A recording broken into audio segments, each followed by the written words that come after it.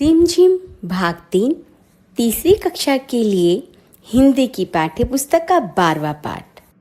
जब मुझको सांप ने काटा। इस पाठ का नाम क्या है? जब मुझको सांप ने काटा। और मालूम है इसके लेखक कौन है? शंकर। तो मैं जब लास्ट में आप सब से ये पूछूंगी, जब मुझको सांप ने काटा लेसन यानी पाठ के लेखक कौन है, तो आप मुझे कमेंट बॉक्स में लिखिएगा शंकर। अब मैं आपको स्टोरी सुनाती हूँ यानी कहानी। ये कहानी शंकर अपने बचपन के बारे में बता रहे हैं कि जब वो छोटे से थे तो वो कैसे एक सांप से बचे, कैसे उनको किन किन चीज़ों से वो छेड़छाड़ करते थे। तो कुछ बच्चों की आदत होती ना, कभी छिपकली को हाथ लगाना, कभी बैठे हुए डॉगी को हाथ लगाना, यानी छेड़छाड़ करने की आदत होती है। और बहुत से बच्चे तो गरम गरम प्रेस को हाथ लगा देते हैं। तो आप तो ऐसा नहीं करते होंगे ना, आप तो अच्छे बच्चे हो। तो चलिए शुरू करते हैं कहानी। जब मुझको सांप ने काटा। एक दिन मैं अपने अहाते में एक छोटा सा सांप रेंगते देखा। अब छोटा सा बच्चा जो उसका बेबी था सांप का, वो धीरे धीरे चल रहा था।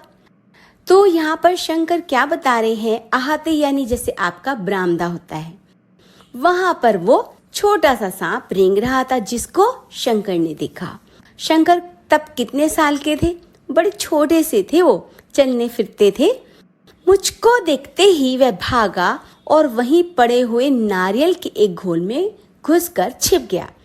नारियल एक तरीके का फल है जो ऊपर से सख्त होता है लेकिन अंदर से बड़ा मुलायम। आप सभी ने जरूर खाया होगा नारियल।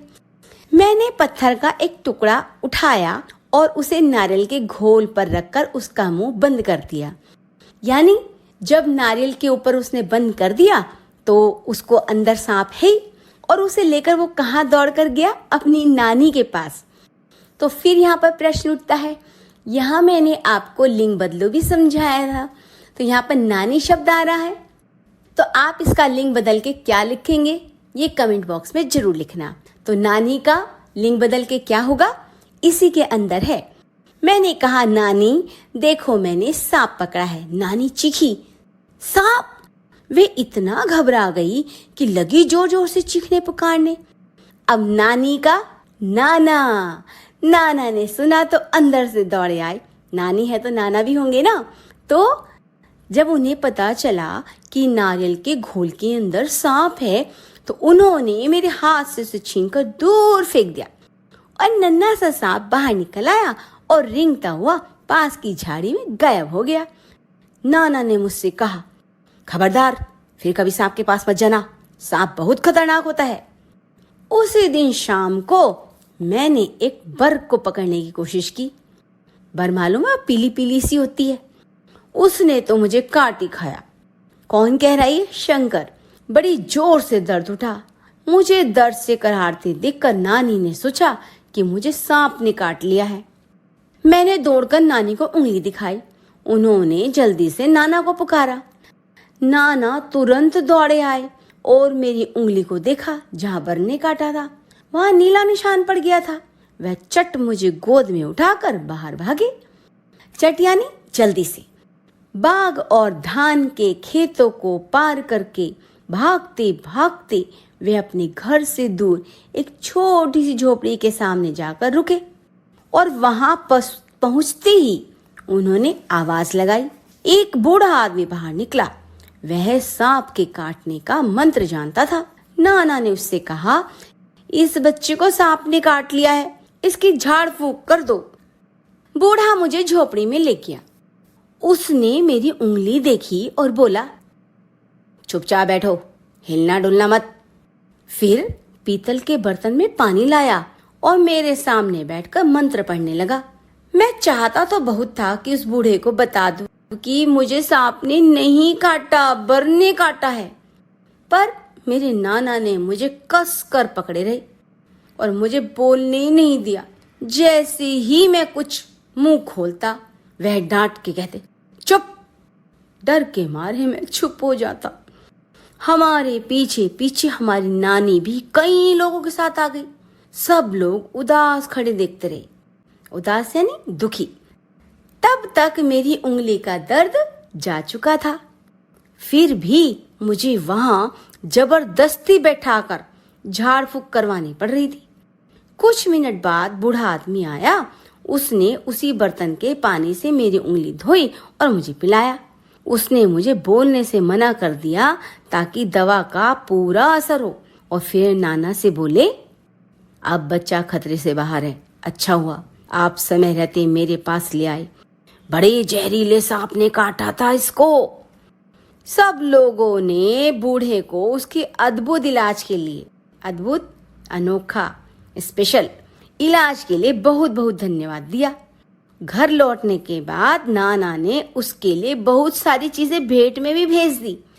तो देखा आपने, हमें किसी भी जानवर से या किसी इंसेक्ट यानी कीड़े मकोड़ों से छेड़छाड़ नहीं करनी चाहिए, वो जहरीला भी हो सकता है। तो अगर आप कहीं ऐसा कुछ देखते हैं, छिपकली, आपकी बर, आपकी मधुमक्खी और भी कई चीजें ऐसी, तो उसको टच मत करें, बता दें अपने घर में बड़ों को। या कोई नुकीली चीज, तो कभी आप ऐसा मत करना जो घर में लोगों को कष्ट हो, और जो सही बात है वो बताएं।